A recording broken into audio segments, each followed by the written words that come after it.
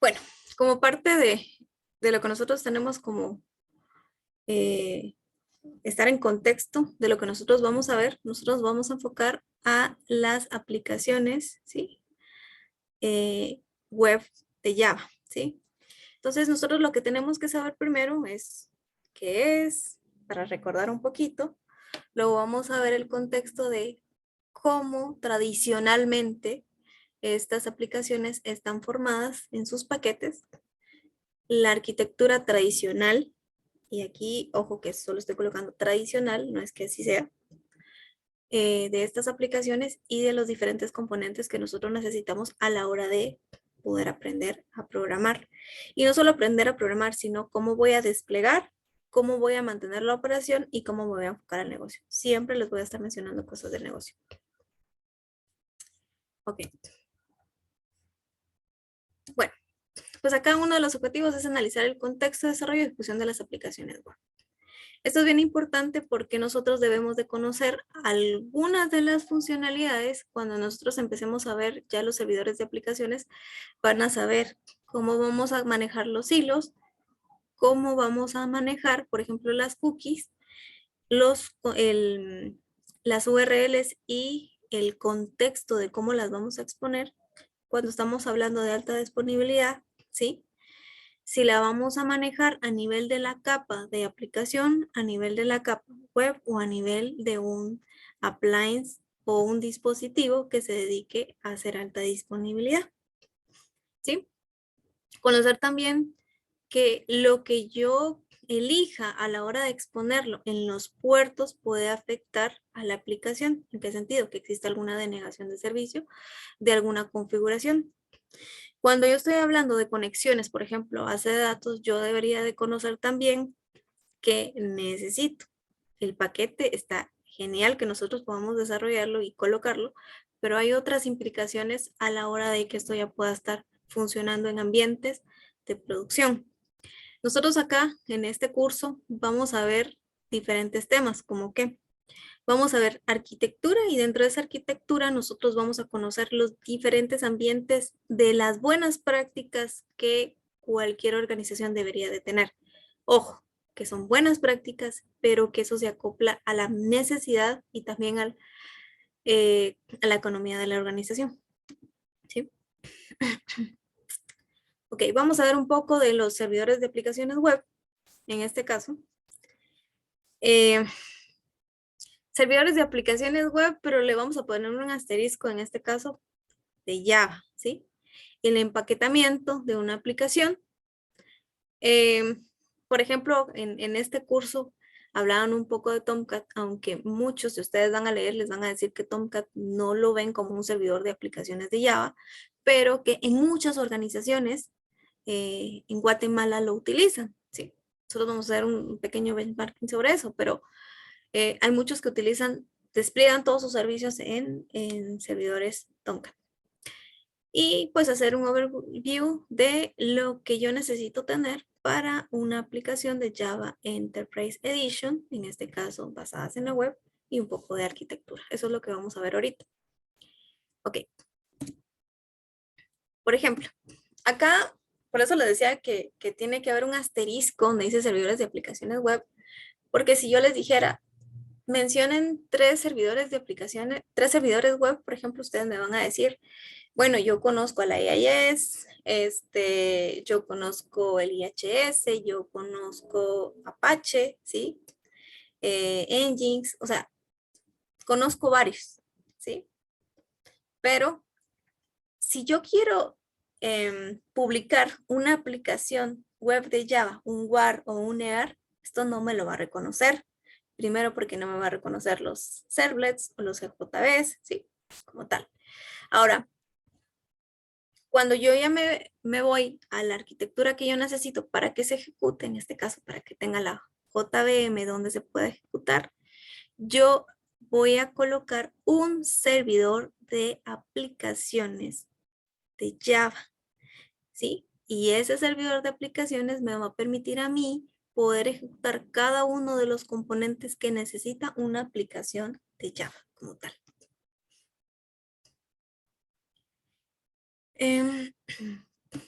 Viendo un poquito acá, si viéramos un paquete tradicional de una aplicación desarrollada en Java, ustedes van a decir, bueno, en algunos van a ver que sea un EAR, en otros un WAR, ¿sí?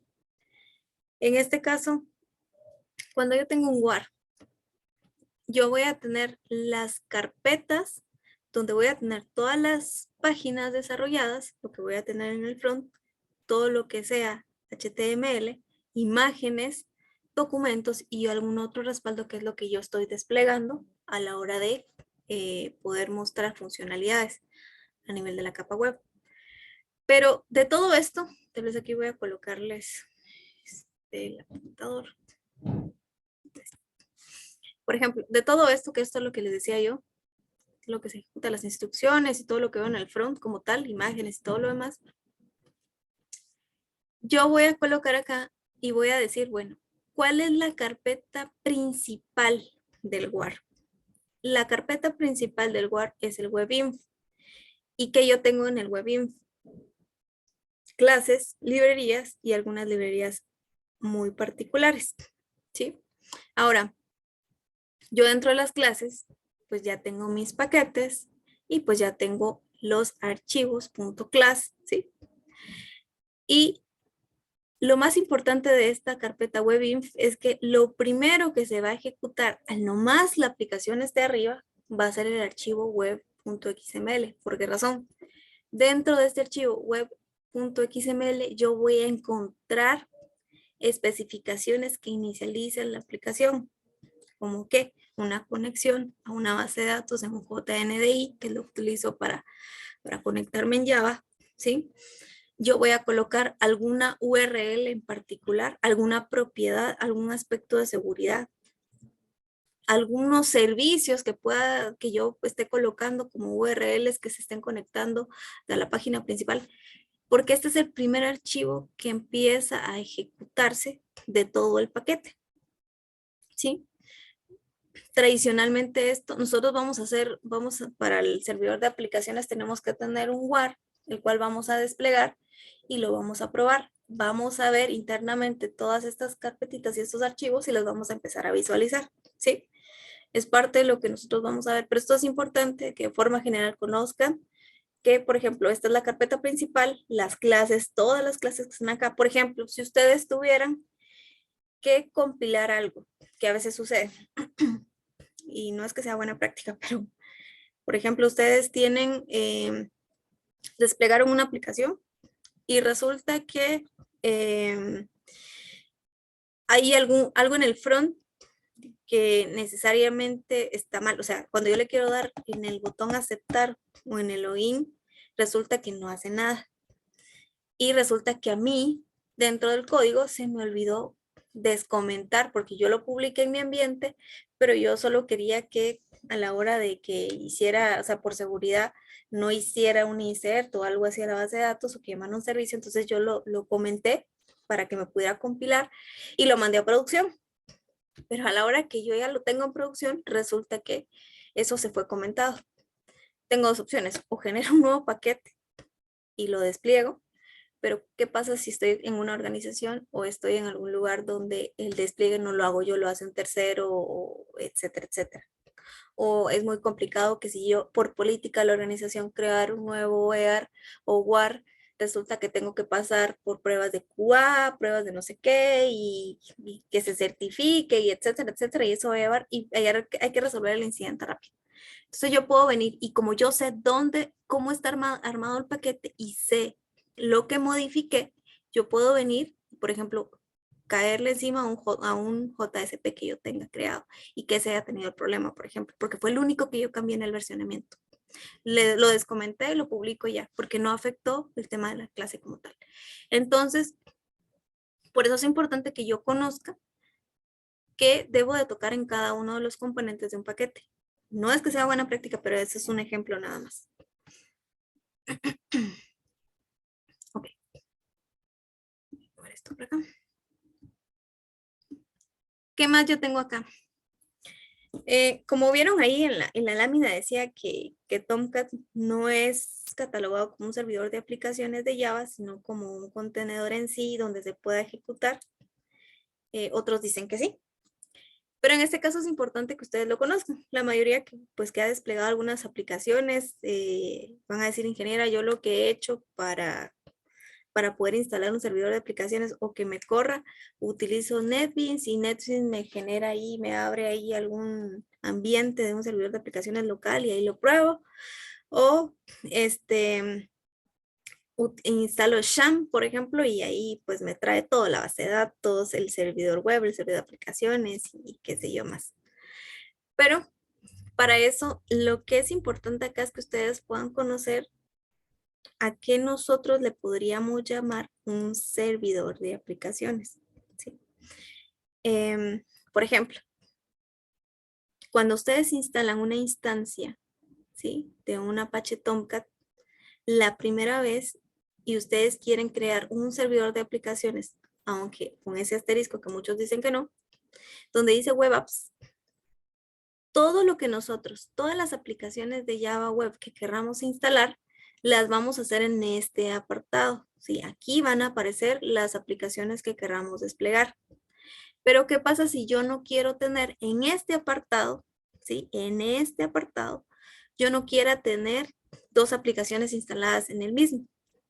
Yo puedo crear o instalar otra instancia o otro servidor de aplicaciones con el asterisco que ya hablamos, y yo voy a tener Web Apps 2, Web Apps 3 y lo puedo separar. Ahora, ¿qué me permite a mí separar? Primero, que pueda tener mayor control. Segundo, el tema del recurso, ¿sí? Porque un servidor de aplicaciones, no como este, sino como los otros que nosotros vamos a ver, nos permiten administrar de una forma más ágil, porque hay diferentes soluciones que yo las puedo tener desde una sola consola y puedo administrar clúster, crear, eliminar, instalar, configurar, agregar hilos, agregar puertos, quitar puertos, cambiar el context root, la URL de publicación, todo eso lo puedo hacer desde una forma un poco más ágil en otro tipo de servidores de aplicaciones que no sea Tomcat. No es que en Tomcat no se pueda hacer, claro que lo podemos hacer. Hay diferentes archivos, como en la carpeta bin, que vamos a ver todos los ejecutables, el subir, detener, reiniciar, ¿sí? En el conf yo voy a encontrar cualquier archivo de configuración, pero en particular, por ejemplo, si yo quisiera hacer un redirect hacia, por ejemplo, ustedes tienen errores comunes, ¿sí? Como un 404 not found, y el servidor me puede responder eso. Por ejemplo, yo podría colocar que en vez de que me responda ese 404 not found, me haga un redirect a una URL que no dé ese error. ¿Para qué? Para que alguien que esté haciendo ataques de reconocimiento o que quiera saber qué tecnología tengo yo desplegada, mi aplicación de Java, pues no le responda al servidor como tradicionalmente lo hace, ¿sí? En este caso, tengo todas las librerías y en los logs, esto es bien importante, cuando nosotros estamos en la operativa, nosotros debemos de saber que existen logs de error y logs de la trazabilidad o de la transaccionalidad. Entonces yo puedo saber si está respondiendo bien el servidor y la aplicación, ¿sí? O no. Y entonces yo lo tengo en esta carpeta log y pues algún temporal que yo quiera tener como tal. Y esto, como les dije, es el servidor de aplicaciones, si lo vemos acá.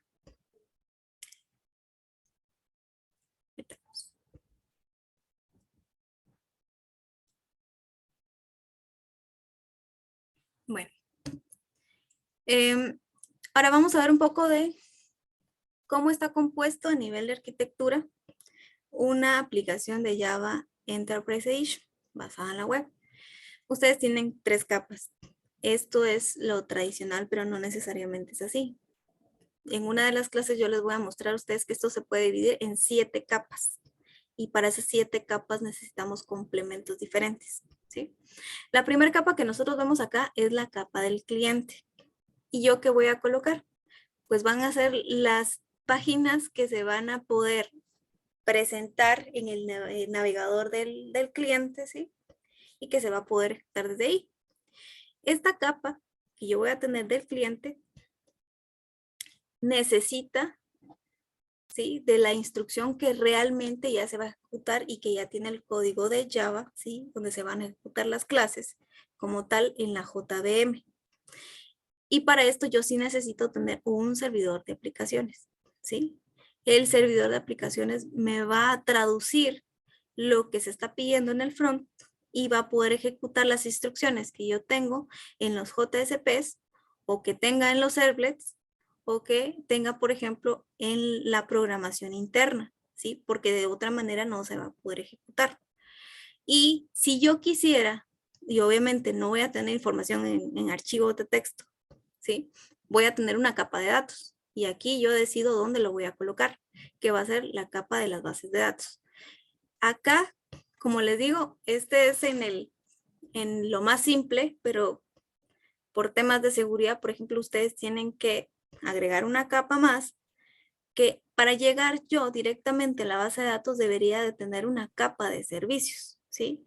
Ahora, en este ejemplo, yo me podría estar conectando, por ejemplo, con un JNDI a la base de datos, a una IP y un puerto en específico, con el nombre de la base de datos y los accesos. Puede ser que en el web.xml haya colocado como mala práctica los datos de conexión, por ejemplo, ¿sí?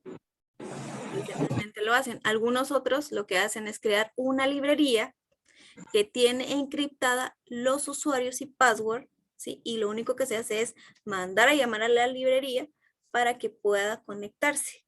¿Cómo? A la base de datos. Todos los datos están ahí. Entonces, a la hora que ustedes hacen despliegues de un ambiente, que ustedes tienen su ambiente local para desarrollar, que digamos que es desarrollo, que ustedes ahí pueden tener full accesos, pero cuando yo me despliego al ambiente de QA, ¿sí? O el ambiente de preproducción, que es el similar a producción, en alta disponibilidad o como lo hayan definido, yo debería tener una librería que tenga los datos encriptados, IP, puerto, ¿sí? O el string de conexión que esté ahí, ¿sí? Eso es como buena práctica y que tenga cierto encriptamiento y que yo pueda ir cambiando esa librería. Yo como desarrollador no debería tener la librería para los diferentes ambientes, a menos que esté en un enfoque de DevOps. Sí, pero si yo lo estoy dividido en que yo soy dueño solo del ambiente de desarrollo y que lo tengo que pasar para los diferentes ambientes, puede ser que el ambiente de QA lo desarrolle otro equipo, que son los que hacen el test, pruebas unitarias, pruebas masivas y etcétera, etcétera, y que el ambiente de preproducción y producción lo administre otra área que se dediquen a dar soporte y a implementar en producción. Pues, eso difiere mucho de las organizaciones, como les digo, porque en otras organizaciones el mismo que desarrolla es el mismo que despliega o que implementan los diferentes ambientes y que también da, y que bueno, que ya otro pues le da soporte porque tampoco puede desarrollar y dar soporte, en algunos casos lo hacen, o otros lo que hacen es, yo te creo la aplicación, pero ya tengo diferentes soluciones, ¿sí? Por ejemplo, GitLab, Jira o tengo Jenkins, por ejemplo, para automatizar pruebas y para automatizar despliegues. Entonces, ahí minimizo la interacción humana y minimizo el riesgo del poder, digamos, tener los accesos, por ejemplo. En ese caso, que ustedes no tengan una librería donde ustedes puedan eh, empaquetar la información, en este caso sensible de las bases de datos, más en ambientes productivos. Ok. A nivel de arquitectura ya, si lo ven acá, este es como un overview de las capas que nosotros estamos viendo, ¿sí? Sí, muchos ven el tema de modelo vista controlador, sí, pero hoy en día el modelo vista controlador se ha quedado un poquito atrás en el sentido de que nosotros tenemos que empezar a desacoplar la lógica para reutilizar. Nosotros antes colocábamos una lógica en particular y la centrábamos, por ejemplo, en la parte de la aplicación, ¿sí? Entonces yo en la aplicación o en el front, como tradicionalmente lo hacemos, es que yo le colocaba, por ejemplo, para el proceso de una venta, el cliente había que registrarlo, luego había que registrar el formulario o había que registrar la venta, crear la facturación, pero yo lo hacía, aunque pudiera ser de forma modular, pero estaba dentro de la misma aplicación. Entonces, ¿qué pasa si, por ejemplo, bueno, tengo eso en el front, pero yo sé que para crear el usuario, yo lo que hago es consumir, por ejemplo, consumo un servicio, ¿sí? Un servicio que se llame consulta cliente, porque primero tengo que saber si el cliente existe o no. Si el cliente existe, entonces antes de facturar yo tengo que ver si tengo los datos de él por su DPI y si no lo tengo porque es nuevo, entonces yo vengo y puedo usar una API que consuma la SAT y que me dé los datos del cliente, ¿sí? Si estoy conectado. Yo ahí estoy hablando de dos servicios. Un servicio que se conectó internamente para buscar en mi base de datos, ¿sí? Que el cliente existe y otro, como no existe, que vaya entonces y salga a un tercero. Pero yo tuve dentro de la capa de la aplicación o del front, tuve que llamar a un servicio, ¿sí? O sea, se ejecuta en esta parte del servidor de aplicaciones, pero tuve que llamar a un servicio, que aquí no aparece esa cajita, para que vaya a la base de datos, por ejemplo. Pero ¿qué pasa si yo necesito hacer un cambio y ahora no quiero que vaya a la SAT, sino que primero vaya a la base de datos a buscar si realmente está ahí? O sea, no sé, podrá hacer algún otro tipo de búsqueda. Pero resulta que todos esos llamados y la lógica yo lo tengo en el front, ¿sí? Entonces, ahora me dicen a mí, ya no te limites a solo ciertas capas, sino que ahora tienes que enfocarte a que toda esa lógica del proceso y toda la lógica del negocio no tengas que venir y desplegar toda la aplicación, sino solo despliegues un componente de la aplicación para que puedas hacer solo el cambio, si es que yo lo tengo de forma modular. En algunos de los casos no es así. Tenemos que desarrollar y crear todo el paquete, ¿sí? Entonces, por ejemplo, acá, si vamos en esta arquitectura, esta es la arquitectura más simple, que es, si lo ven, es similar a esta, ¿sí? Solo que acá ya nos dice, por ejemplo, que yo tengo un contenedor web donde se van a ejecutar los servlets, ¿sí? Y los JSP, ¿sí? Y yo voy a tener un contenedor para todo lo demás que yo necesito que se ejecuten de las clases como tal y lo que se va a conectar a la base de datos. Realmente esto es lo más simple posible, pero nosotros acá vamos a ver algo un poco más extenso que esto.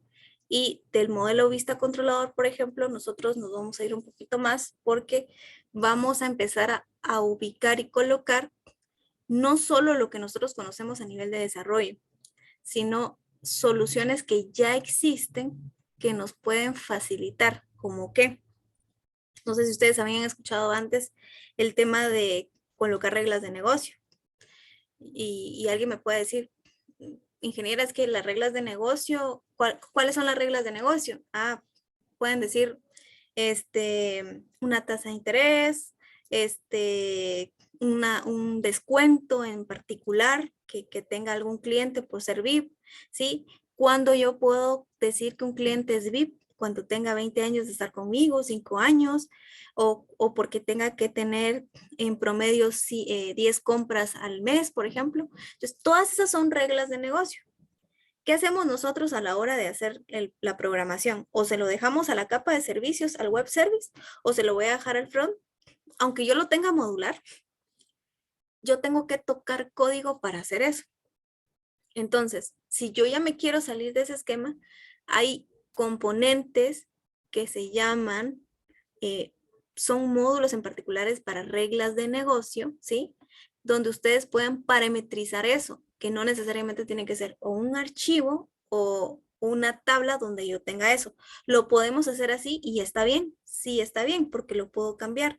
Pero hoy en día ya existen soluciones robustas que nos permiten hacer eso y que no son, por darles un ejemplo, para los que desarrollan en Java y que desarrollan en Oracle, por ejemplo, nosotros vamos a ver un tema de los CSVs, todo lo que sea la capa SOA, ¿sí? SOA Suite hay un componente que ya lo trae incluido la plataforma que se llama vRules. Y en vRules ustedes van a colocar la parametrización. No tienen que desarrollar, solo van a llamar como que fuera un servicio. Entonces, en este caso, cuando haya un cambio de regla de negocio, no tienen que llamar a Kevin, por ejemplo, para que tenga que hacer el cambio, sino que alguien de negocio con un front por aparte va a poder hacer ese cambio sin que toquemos el código. Y ahí ya empezamos a desacoplar y nos salimos del esquema tradicional que nosotros conocemos. Pero para poder saber eso, tenemos que saber que existe y para eso tenemos que desacoplar. Y eso es parte de lo que ustedes van a aprender en este curso. Bueno, y aquí pues hay una pequeña aplicación que es la que vamos a hacer, pero no hoy. Ok. Sí, eso creo que ya lo sabemos nosotros. Y nos vamos un poquito para esta, espero que está. Para esto sí, les voy a mandar una URL para que ustedes puedan desplegar. Les voy a mandar algo. Vamos a presentar y después les voy a mandar la URL para que la tengan.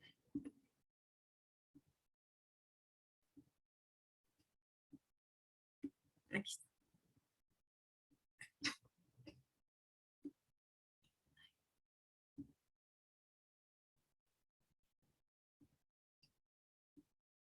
Se los voy a mandar ahorita y luego las vamos a...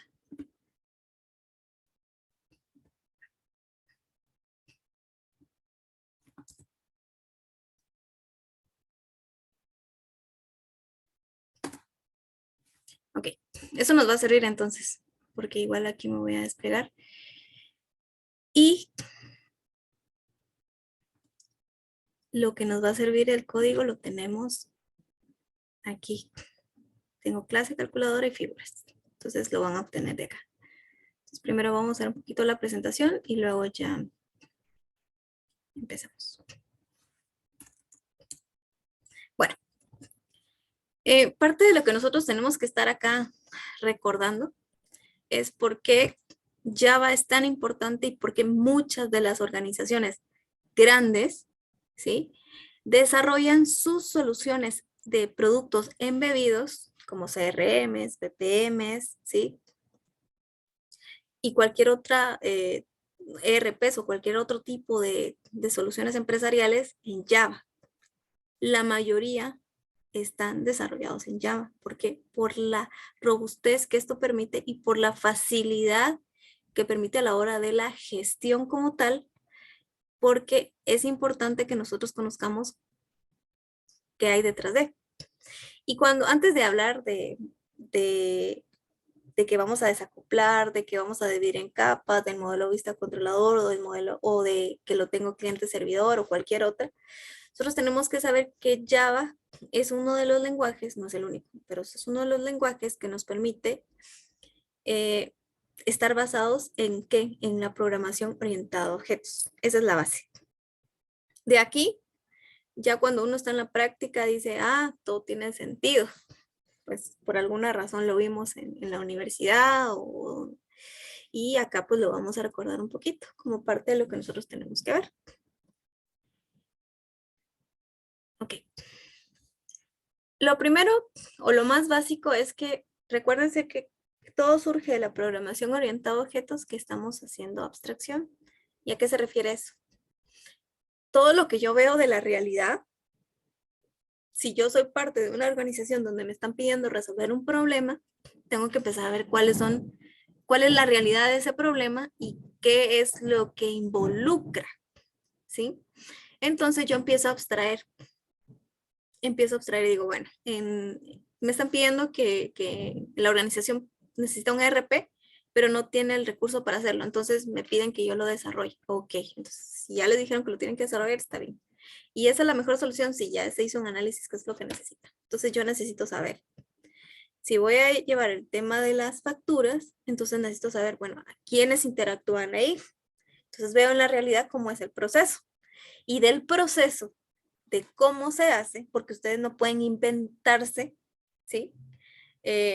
si les están pidiendo algo, tienen que conocer el proceso y por lo tanto abstraen del proceso la realidad y dicen, bueno, de este proceso que ahora lo hacen, llega el cliente, pide el producto, le dan el producto que necesitan, él lo quiere comprar, le hacen una factura a mano, digamos que ese fuera el caso, el cliente paga y le dan el producto, etcétera. Entonces, yo tengo que saber quién es el cliente, tengo que saber el producto, el producto cuánto stock hay, quién es el proveedor que me lo está vendiendo, ¿sí? Cuándo fue la última vez que lo compré, en qué factura lo compré, al cliente que se lo vendí, en qué factura registré ese producto, ¿sí? El cliente cuántas otras veces me ha comprado, ¿será que es la primera vez? ¿Cómo me pagó? ¿Sí? ¿Será que me pagó con un cheque para pedirlo al banco? Fue con tarjeta de crédito, débito, tengo que pagar el 5%, se tiene que pagar el 5% a la empresa que da la tarjeta, el banco tiene que debitar. O sea, hay una serie de cosas que parten de un proceso y la abstracción es algo bien importante porque la programación orientada a objetos parte de eso, de abstraer la realidad de ese proceso que les estoy mencionando a todo lo que esto involucra, ¿sí? Aparte, es que yo tengo que pensar y me voy a saltar no al polimorfismo, sino me voy a saltar al tema de la modularidad. A veces nosotros decimos, bueno, ya todo eso que se necesita, les voy a crear módulos por aparte o lo voy a separar para cada uno que tenga su propio contexto. Sí, el cliente, el proveedor, el producto, lo voy a ir separando porque cada uno tiene sus propios atributos y propias funcionalidades, yo podría, o interacciones en ese proceso, ¿sí? Entonces yo ya empiezo a salir del proceso, a abstraer todos esos componentes y los empiezo a ordenar y luego eso yo ya los empiezo a desplegar, ¿sí? En una solución, que puede ser que yo diga, voy a crearle para cada uno, ya sea una interfaz, una clase en particular, o le voy a crear funciones en particulares, etcétera, ¿sí? Bueno, luego de que yo ya hice eso, yo empiezo a decir, ¿cómo puedo empezar a reutilizar? Y esa es la palabra correcta, reutilizar. Cuando yo estoy hablando de, por ejemplo, un cliente, puedo tener diferentes tipos de clientes, ¿sí? O si estoy hablando de personas, yo empiezo a ver un cliente y un proveedor y un empleado, ¿sí? Puede ser que yo los tenga como una entidad o como una persona. Por ejemplo, solo poniendo el cliente y el empleado. Yo necesito saber quién le vendió el producto al cliente, por en caso que haya un reclamo, para saber o si le quiero dar o si él se vende por comisión, cuánto le tengo que pagar al empleado. Yo sé que estos dos son personas y que tienen cualidades similares, ¿sí? Como personas, pero que tienen funciones diferentes. El cliente me va a comprar y el empleado me va a vender, me va a atender, ¿sí? Entonces, en la herencia yo empiezo a reutilizar todos esos atributos y todas esas interacciones que yo tengo dentro de un proceso que yo ya separé o clasifiqué y que yo puedo empezar a ver esas particularidades que puedo reutilizar para no tener que crear todo desde cero. Va a haber un momento en que a mí, a la hora que yo programe, no necesariamente necesito saber qué es lo que hay dentro de una función. Por ejemplo, si vamos a ver el tema de la librería que yo les comentaba, que tiene las credenciales y algunas otras cosas más. Podrá que internamente están los datos ahí encriptados, pero hace una validación, etcétera, etcétera. Pero a mí solo me interesa consumir un método de esa librería. Nada más. ¿Qué hay adentro? No necesito saberlo. ¿Sí? Entonces, yo puedo abstraer de lo que debo y no debo de saber. ¿Sí? En este caso, lo mismo hago en el tema del encapsulamiento. ¿Sí? Y en el polimorfismo, pues tradicionalmente hay actividades similares, pero que no se van a dar igual dependiendo la parte del proceso que yo estoy abstrayendo. ¿Sí? Entonces, por ejemplo, yo podría decir que de una, si lo vemos así, de la persona que tiene sus propias cualidades e interacciones, cuando yo tenga aquí, por ejemplo, ejecutar que sea una interacción por ejemplo, comprar, pongámoslo así, comprar, que sea una interacción de la clase persona con sus atributos y todo, y yo lo voy a separar entre cliente y empleado, ¿sí? Si un cliente compra, va a hacer cosas diferentes a que un empleado compre. ¿Por qué razón? Puede ser que el empleado compre y le compre al proveedor porque es su función, pero no hace lo mismo que lo haga el cliente. O puede ser que yo tenga un empleado que va a comprar, ¿sí? Pero yo a él le tengo que dar una regla de negocio diferente porque él va a tener un descuento especial por ser empleado, por ejemplo, no le puedo cobrar lo mismo que le hago al otro, digamos. Entonces, yo en polimorfismo voy a reutilizar, pero voy a hacer ejecuciones diferentes de acuerdo al contexto y al proceso y a la entidad la cual está sobre eso, ¿sí? Esto es lo principal que nosotros vemos a la hora de hacer esa abstracción y poder empezar a tener las bases de programación orientada a objetos. Esto es solo recordatorio. Ok. Si nos vamos a la herencia, pues acá vemos un ejemplo de 4 operaciones básicas que nosotros las vamos a colocar que sean clases. Pero en herencia nosotros, ¿qué es lo que vamos a hacer? Vamos a empezar a ver qué es lo que se repite y vamos a ver cómo podemos reutilizar. Entonces, cuando yo quiero heredar, voy a tener, la premisa es, tengo una superclase y tengo una subclase. Y ya hay 3 reglas particulares en la herencia que nosotros vamos a ver acá. Pero, como dice acá, nosotros lo primero que tenemos es partimos de esto. Un ejemplo simple. 4 operaciones con sus propios atributos y sus propios métodos o acciones. ¿Sí? Entonces, como nosotros queremos abstraer, lo que vamos a hacer es, ya vimos que estas pues tienen atributos similares. ¿Sí? Lo único que diferencia tal vez es el nombre con que se da el resultado, suma, resta, multiplicación, división. Y lo demás, el mostrar resultado en sí, que es la actividad, ¿sí? O el método, esto nosotros lo vamos a decir, bueno, realmente yo puedo tener una superclase que tenga todos esos atributos y que muestre el resultado, independientemente de qué clase venga. Entonces, nosotros lo que vemos acá es que vamos a reutilizar y que esta lógica al final, esto nos sirve mucho a la hora que ya estemos nosotros trabajando o que la aplicación en sí ya esté funcionando en producción y que tenga que hacer N cantidad de interacciones por minuto. Y eso es bien importante a la hora de que nosotros hagamos un diseño de una aplicación que sepamos en qué momento podemos reutilizar o podemos aplicar conceptos de herencia para no tener que estar haciendo código o estar haciendo silos de código por separado, porque en la programación orientada a objetos sí tenemos que ver el tema de la reutilización y ver cómo podemos ir abstrayendo, haciendo herencia, haciendo polimorfismo cuando no aplique. Cuando aplique, digamos, nosotros vemos que podemos reutilizar y podemos ir utilizando la lógica de ciertas funcionalidades, ya sean los constructores o no. Entonces, acá yo les di una pequeña URL, como no tenemos un IDE ahorita, ustedes después van a descargar el IDE que ustedes quieran. ¿Sí? Pueden buscar Eclipse, NetBeans o cualquier otro que ustedes quieran.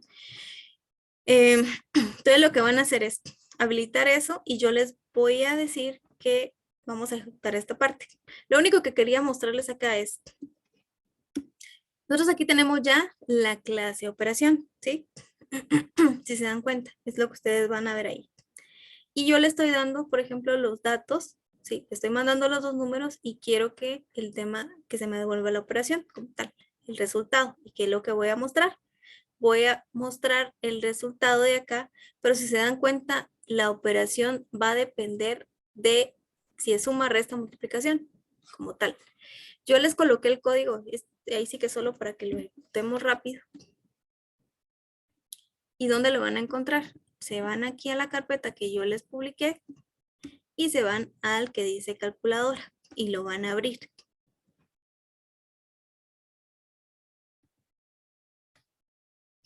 ¿Sí? Entonces, para algunos, ustedes pueden copiar y pegar literalmente, borran lo que tiene, lo que se les despliega. Si no lo pueden hacer, yo ahorita no puedo habilitar el Chrome, pero el Edge a veces les da problema. Entonces, por ejemplo, lo que van a hacer es crear. Vamos a poner este aquí.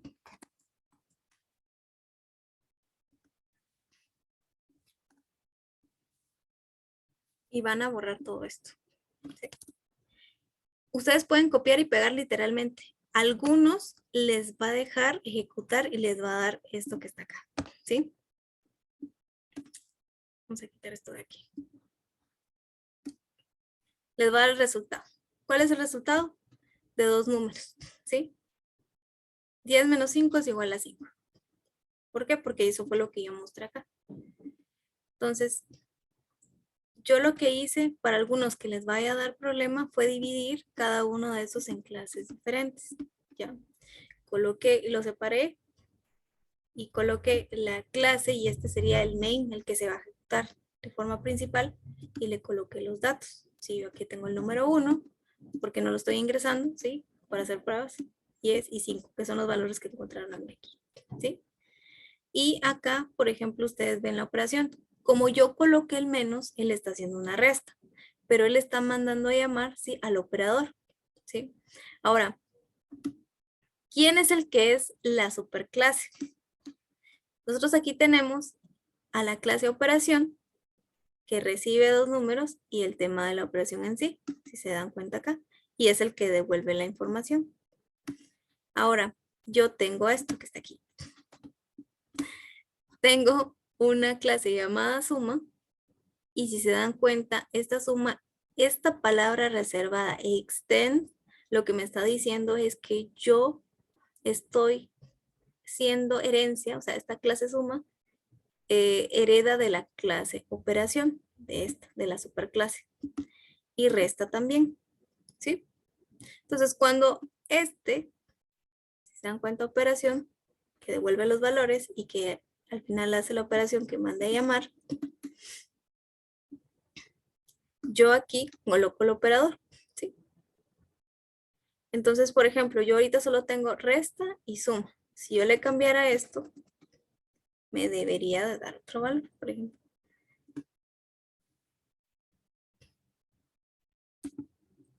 Aquí falta agregar los demás, multiplicación y división. Entonces, sí les dejo ejecutarlo. Espérenme, chicos. Sí, Ok. Como les había mencionado, nosotros ahorita pues hicimos la ejecución del código que está ahí en la carpeta Drive, solo en un IDE que es web. Entonces, a algunos les puede dar problema si lo hacen en Edge. Entonces lo tienen que separar. Y solo recordar que tienen que colocar el nombre, cómo se llama o cómo está declarada la clase. Recuerden que la declararon como pública. Debería de llamarse de la misma forma en el nombre de la clase cuando lo separen en el código. Bueno, nosotros vimos que hay diferentes tipos de herencia, ¿sí? Y podemos ver cuál es la que existe en Java. Aquí les coloqué 3 premisas. La primera premisa es que nosotros vamos a tener una herencia única, ¿sí? Yo tengo una superclase y esta hereda directamente a la subclase. O la subclase, mejor dicho, hereda todo lo que la superclase tiene. Aparte, yo tengo una herencia jerárquica. ¿En qué sentido? Yo puedo tener una superclase, pero esta superclase puede tener una o más subclases que puedan heredar atributos, ¿sí? O métodos de la misma. Y pues luego yo tengo acá, voy a colocar aquí en mi, que yo puedo tener una herencia multinivel, pero no que la superclase A pueda heredar directamente la C, sino que siempre hay una cierta jerarquía. Eso es lo que a nosotros nos permite en Java, ¿sí? Yo de la clase base puedo heredar a la intermedia, pero no puedo hacerlo de la A a la C, ¿sí? De una derivada, sino que yo puedo heredar de lo que haya dado en la B a la C, pero no hacia arriba directamente. Java no nos permite hacer eso. Entonces, estas son las tres premisas que nosotros podemos ver en la parte de la herencia. Bueno, y luego acá hay un pequeño ejercicio que al final de cuentas es, ustedes hacen o el primero, que es hacer un esquema de herencia con los medios de transporte, carro, avión, barco, etc. ¿Tienen ese o tienen el de las figuras geométricas? En las figuras geométricas, por ejemplo, ustedes tienen que ver área y perímetro de cada una. Entonces, ustedes eligen si quieren hacer la primera o la segunda. Esto sí es individual. Entonces, ¿qué es lo que van a entregar? Van a hacer las cajitas de la superclase con sus métodos y atributos y qué es lo que cuáles son las subclases que hay que crear y qué métodos o atributos particulares va a tener cada una. ¿Cómo que se les está pidiendo? Como esto. O sea, ustedes saben cuáles son los atributos y métodos de cada una y luego hacen el tema de la herencia. Entonces colocan aquí cuál va a ser la superclase. Por ejemplo, del tema de los vehículos, ustedes van a colocar ahí medio de transporte y colocan ahí características en particulares y qué hace cada uno pues se mueve. Pero van a colocar avión, vehículos, digamos, un carro, por ejemplo, un barco, digamos, ustedes hacen el dibujito, nada más, y luego lo traducen en código. Por ejemplo, ustedes pueden decir que ustedes van a verificar el recorrido, entonces la distancia, digamos, ustedes ponen ahí la fórmula. O si no quieren hacer eso, pues hacen directamente las figuras geométricas. En las figuras geométricas ustedes sí van a colocar área y perímetro de cada una. ¿De cuántas? De 3, ¿sí? Ustedes pueden colocar ahí un triángulo, un círculo, un cuadrado y con esas 3. Si lo quieren hacer de figuras geométricas o lo quieren hacer de los diferentes tipos de transporte. ¿Sí?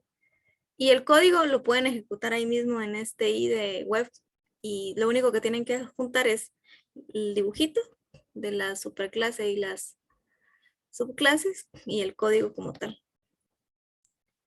Y que obviamente tuvo que haber sido compilado. Si agarran el de las figuras geométricas, en la carpeta Drive ya está resuelto. Solo es que vean que esté que esté el área y perímetro de todas las figuras que están ahí. Y si no están, solo es que las agreguen. La pueden utilizar de ejemplo y eso les puede servir para esa actividad. Ok, datos importantes. Una superclase solo puede ser una. Como vieron ustedes, hay una y puede tener varios, pero no viceversa. El tema de los constructores, ¿sí? Entonces, estos, como dice acá, ¿sí?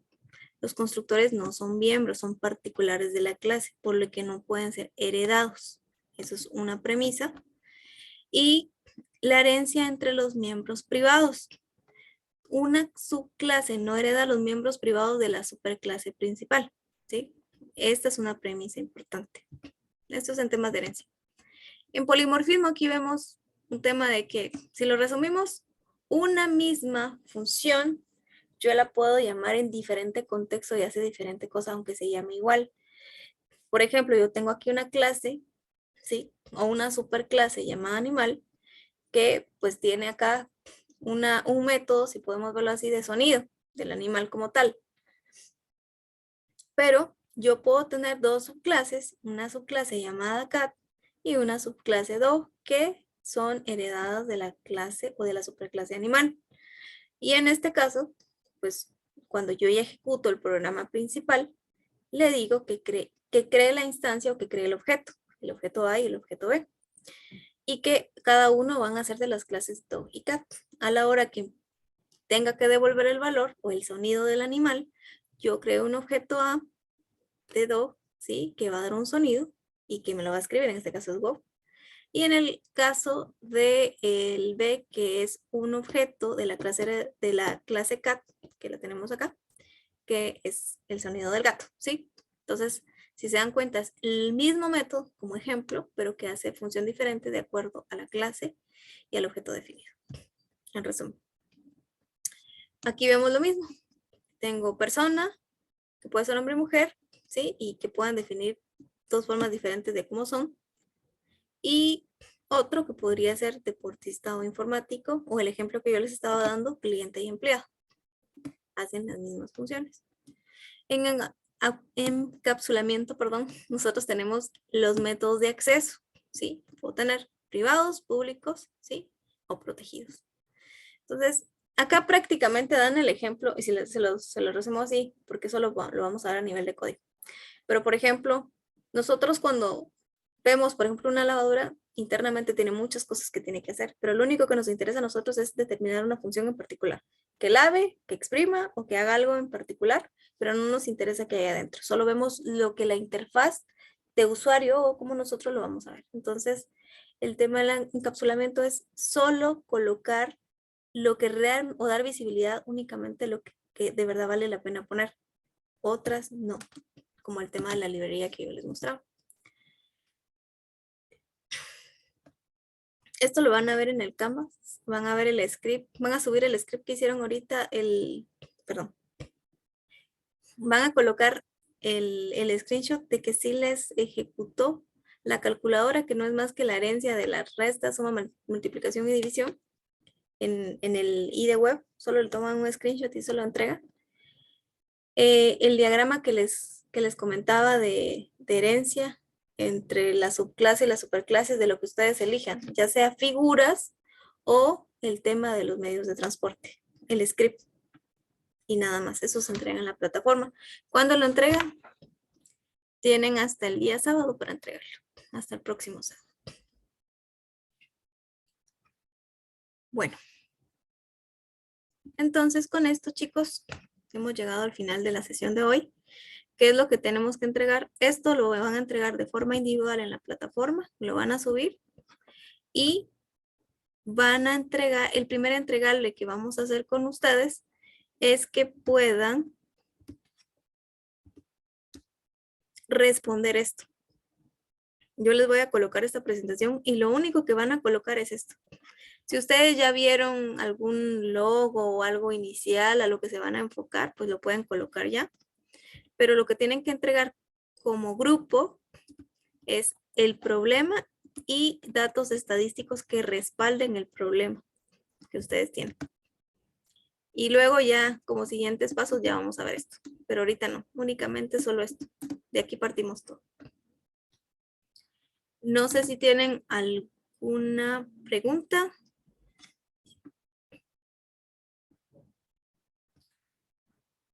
Bueno.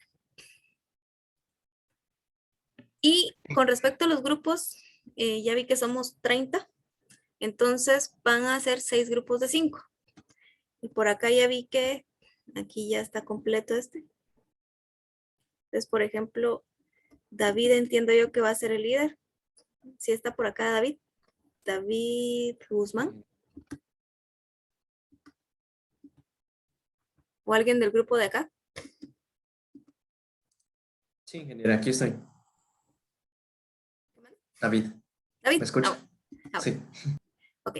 El grupo de ustedes ya está completo, entonces usted sería el líder para alguna presentación o algo. No necesariamente es que usted sea el que tenga que presentar. Entre el equipo se pueden, pero hay un responsable al que nosotros o al que yo me voy a estar dirigiendo. Ok.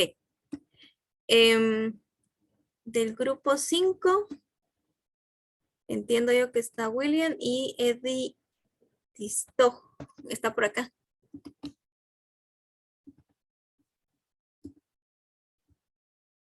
¿No está Eddie?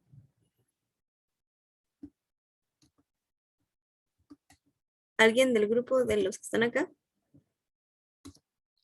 Sí, ingeniera. ¿Quién habló? Perdón, es que no los veo. Donis. Donis. Y, ok.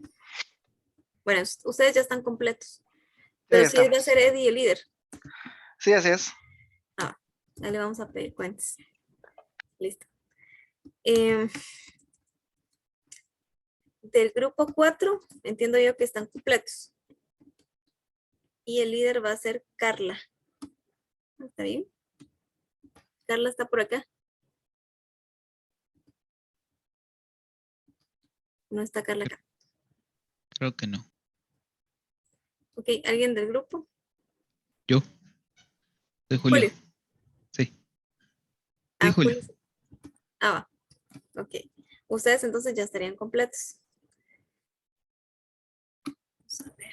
¿Quiénes me faltan ahí? Que los voy a ordenar de una vez. Ustedes ya están completos. Solo el grupo 3 me faltan. Me falta uno.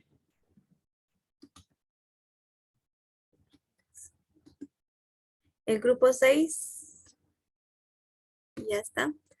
Y el líder sería Leopoldo Méndez. ¿Está Leopoldo por acá?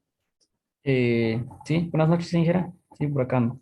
Ah, mucho gusto, Leopoldo. Creo que no le había dado clases porque no me había sonado su nombre. Pues no sé, yo creo que no. No. Ok. Bueno, entonces hay cupo para el grupo 2. Para el grupo 2 faltan 3 más. Y para el grupo 3 solo falta uno. Entonces, si ven a alguien por ahí que no tiene grupo, díganles que todavía le falta el grupo 3, 1. Solo el grupo 3, no sé quién va a quedar de líder. Esto sí es importante definirlo de una vez.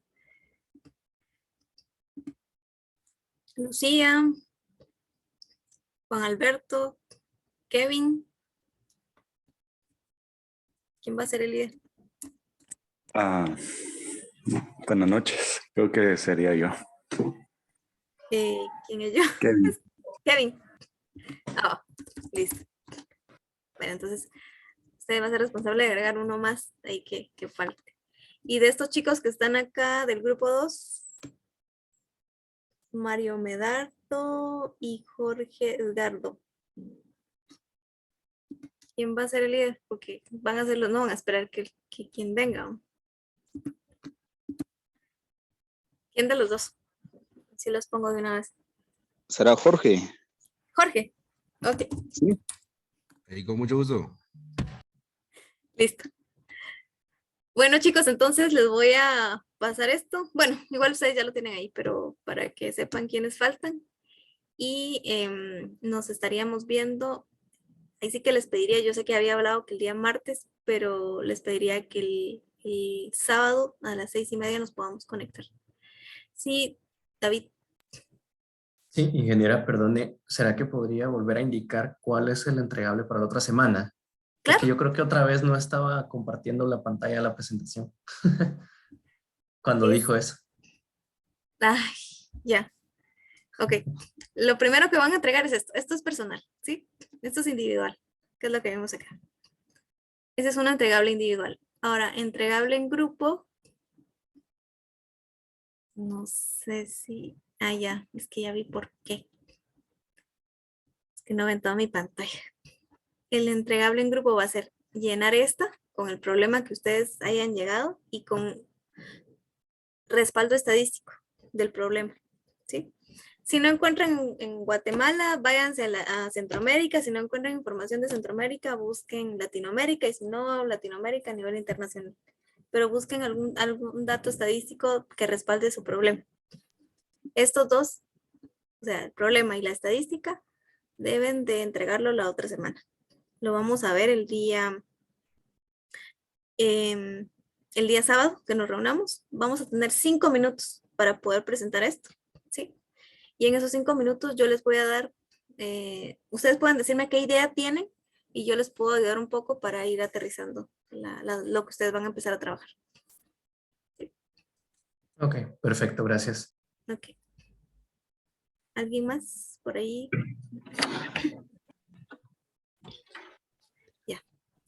Bueno, entonces chicos. Ingeniera, solo una consulta. Uh-huh. El punto 3 sobre el screenshot de la herencia es el que realizamos ahorita, ¿verdad? Sí, es esto, o sea, es como, tomen el screenshot a esto y aquí les aparece el resultado. Ah, perfecto, gracias. Sí, nada más porque como eso lo hicimos en clase, no hay problema. Lo que sí les voy a pedir, y el chivo ya está acá. Aquí tengo yo el de la clase figura. Recuérdense que ahí, si hacen de figura, van a colocarle solo que se haga el tema del perímetro y el área. Si no está completo, completarlo. Y si no, pues agarran el de los vehículos. Eso todo es individual. Buenas noches, ingeniera. Dime. Disculpe, ¿en dónde dijo que debíamos de subir el screenshot? Ya. Eso lo van a subir en la plataforma. No he creado la actividad. Espero yo crearlo ahorita, digamos, después de terminar la clase. Y yo ya les aviso para que ustedes lo suban en la plataforma, en Canvas. Muchas gracias, ingeniera. La orden. Disculpe, Inge. Había mencionado un cuadro que, aparte del screenshot donde se muestra el código funcionando, había mencionado que también colocáramos uno de los cuadros. ¿A qué se refería con eso? Esto que está aquí. Recuérdense que este es el resumen de lo que hay que entregar. Aquí dice que ustedes tienen que, con los datos anteriores, crear un diagrama de la superclase y las subclases y como la identificación de atributos y métodos. Si ustedes eligen hacer herencia de este, van a tener que hacer un diagrama así. A esto se refiere. Ya, entonces. Gracias, muy amable. Ok. David Guzmán. Sí, dígame, ingeniero. Es que como tiene la manita levantada. Perdón, se quedó levantada de mi pregunta anterior. Perdón. Ingeniero, una consulta. Sí. Digamos, ¿cuál va a ser como el formato? ¿O en qué archivo se lo subimos? ¿O cómo va a ser la cuestión, digamos? ¿O en un Word nosotros le pegamos en cada respuesta lo que indica? Ya. Eso no entendí. Sí. Miren pues, aquí está. Solo que eso lo tengo que actualizar porque solo ya no estamos usando Blackboard. Ok. Ustedes van a colocar el diagrama de clases, ¿sí? La figurita es el figurito. Lo van a colocar en un documento que se va a llamar Java E2 y su carnet en PDF. ¿Ya? Sus nombres, obviamente, si quieren que les coloque nombre, colóquenle una carátula. La verdad es que no hay algo estándar. Ustedes colocan, lo que a mí me interesa es que lleve su nombre y su número de carnet y lo que se les está pidiendo. Lo demás, ya lo dejo a discreción de ustedes como profesionales, cómo quieren entregar su trabajo.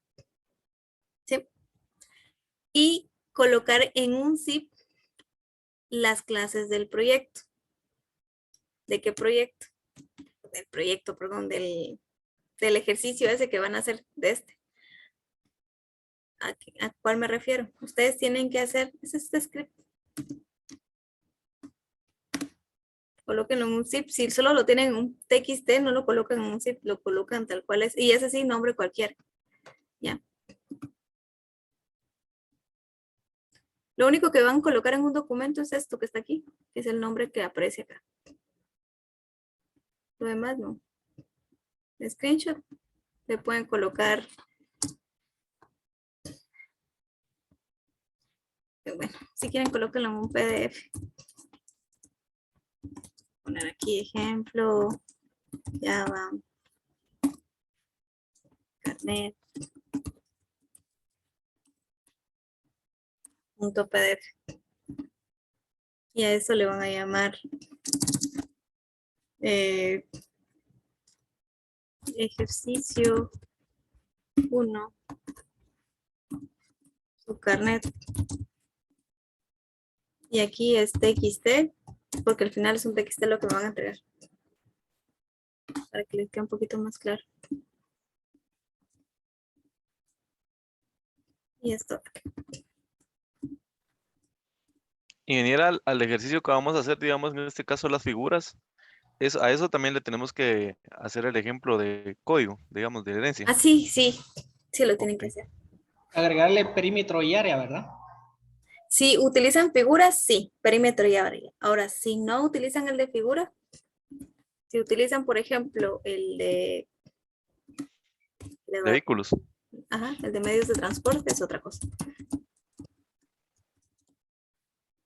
Ustedes deciden cuál quieren usar, si este o este. Pero todo tiene que estar guardado en un TXT. Porque como no lo estamos compilando en un IDE, ni le estamos poniendo un JFrame o algo así, no, o sea, solo lo que les aparece. Y lo voy a agregar acá, en grupo. Igual eso estaría en la plataforma, pero igual se los voy a colocar acá en grupo. Planteamiento del problema. Y la estadística. Esto sí va en la presentación. O sea, sí en presentación, así como se los estoy dando.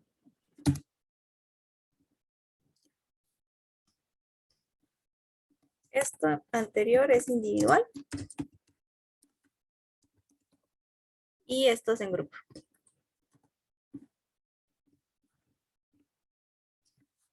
Entonces, esto sería. ¿Para cuándo? Para el día sábado que nos vamos a reunir. Antes de que nos reunamos, esto debería estar subido. Ingrid, solo una consulta. Sí. ¿El día martes vamos a tener clases o sería hasta el día sábado? Este martes no, porque tengo una clase todavía. Entonces, nos vamos a reunir el siguiente sábado a las 6:30.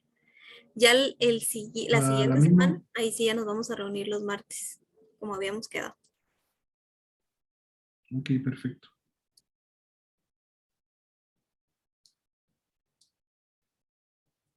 ¿Respondí su pregunta? Sí, muchas gracias. Está bien. Bueno, chicos, entonces que descansen. La verdad fue un gusto para mí y para los que no estuvieron conectados, pero que van a ver el video, pues bienvenidos, mucho gusto y nos vamos a seguir viendo. Va, de acuerdo, ingeniera. Feliz noche, es un gusto también. Igualmente, que descansen. Feliz Buenas noches a todos. Leche. Buenas noches, que descansen.